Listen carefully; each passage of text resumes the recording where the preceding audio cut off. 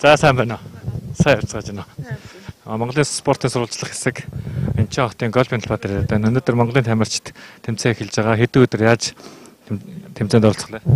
Монголын голфын албанаас Монголыг төлөөлж 4 ихтэй 3 эмэгтэй гэсэн багийн бүрэлдэхүүн. Тэгэхээр өнөөдрөөс тэмцээн эхэлж байна. Тэгээд бид нар 4 хоногийн турш урд нь бэлтгэл хийгээд тэгээд өнөөдөр энэ сайхан нартай өдөр тамирчдын маань сэтгэл санаас ч гэсэн сайхан байна.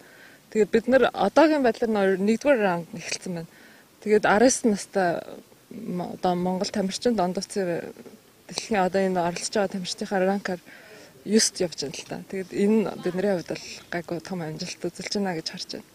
9 гэдэг нь хэдэн тамирчнаас 9 байгаа бол? Энэ 45 он тамирчин байгаа байхгүй. Тэрнээс 9-т тийм.